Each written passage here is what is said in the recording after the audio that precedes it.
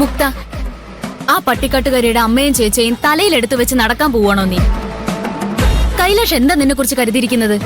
Event മാനേജ്മെന്റിലെ ജോലിക്കാരിയാണെന്നോ? അവർക്ക് വേണ്ടതൊക്കെ നീ ചെയ്തു കൊടുക്കണത്രേ. പറ്റില്ലെന്ന് പറയുന്നതിന് പകരം തലയാട്ടി നീ ഒക്കെ സമ്മതിക്കുകയും ചെയ്തു. എന്റെ ഡയനയുടെ മെക്കിട്ട് കയറുമ്പോ 100 നാവാണല്ലോ നിനക്ക്. കൈലാഷിന്റെ മുന്നിലെത്തിയപ്പോ നിന്റെ നാവറങ്ങിപ്പോയ.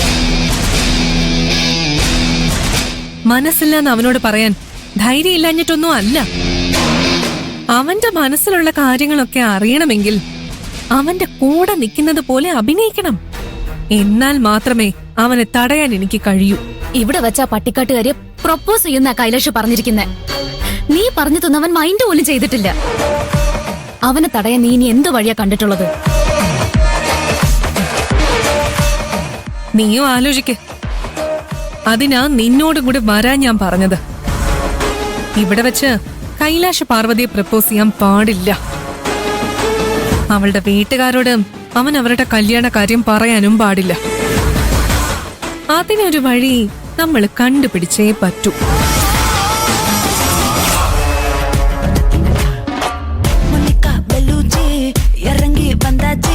கடலே கொந்தளிக்கும் சுனாமியே உண்டாச்சு. மணிக்கா வெல்லுச்சி எதுக்கா எனர்ஜி தலைய சுத்த வைக்கும் சூறாவளி பொண்ணாச்சு. பட்டன்னு பார்த்தாலே பல்ஸ் தும்பாடி கொட்டுவா மீனெல்லாம் கூத்தாடுமே. இரவ கலராக்கும் ஜலேபி லேடி சால்ட்டும் நான் தொட்டா ஸ்வீட் ஆகுமே.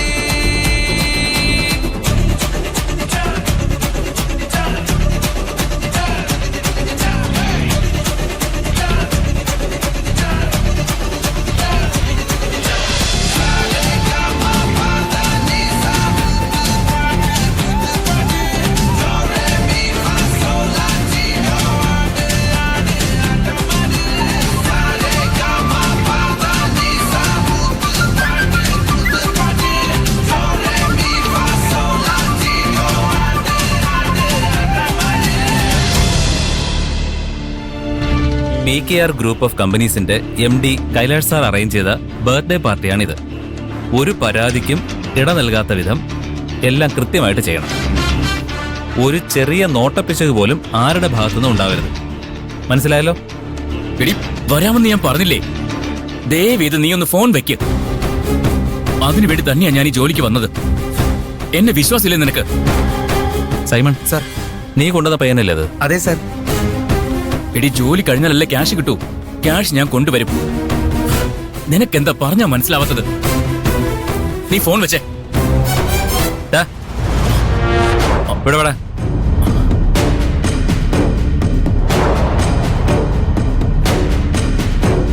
നീ ഇവിടെ ജോലിക്ക് വന്നതോ അതോ ഫോണിൽ കളിക്കാൻ വന്നതോ?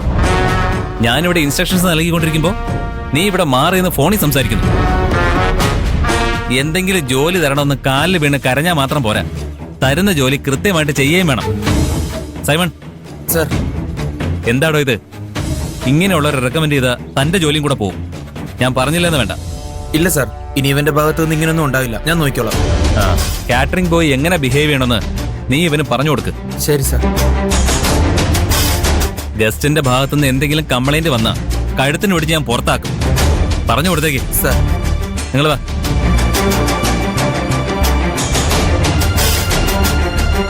എന്താടാ നിന്റെ പ്രശ്നം? ഒരു പെണ്ണിനെ പ്രേമിച്ച് കെട്ടിയില്ലേ, അതാ എന്റെ പ്രശ്നം. സന്തോഷത്തോടെ കഴിഞ്ഞിരുന്നതാ ഞാൻ. ആ അസത്തിനെ പരിചയപ്പെട്ട അന്ന് തുടങ്ങിയതാ എന്റെ കഷ്ടകാലം. ചെന്ന് വീണത് നരകത്തിലായിപ്പോയി. ഈ കഷ്ടപ്പാടും കരച്ചിലും കണ്ടിട്ടാ നിന്നെ ഞാൻ ഇങ്ങോട്ട് കൂട്ടിക്കൊണ്ടുവന്നത്. ഭാര്യയ്ക്ക് സന്തോഷമാകണമെങ്കിൽ കയ്യിൽ ക്യാഷ് വേണം. കയ്യിൽ ക്യാഷ് വേണമെങ്കിൽ ജോലിയും ചെയ്യണം. ഫോൺ ഓഫ് ചെയ്ത് വെച്ചിട്ട് നീ ഒന്ന് ജോലി ചെയ്യും. നിന്റെ കയ്യിൽ ക്യാഷ് വന്നു തുടങ്ങിയാ അവളുടെ പരാതി തീരും. അതോടെ നിന്റെ പ്രശ്നങ്ങളും തീരും. നീ വാ.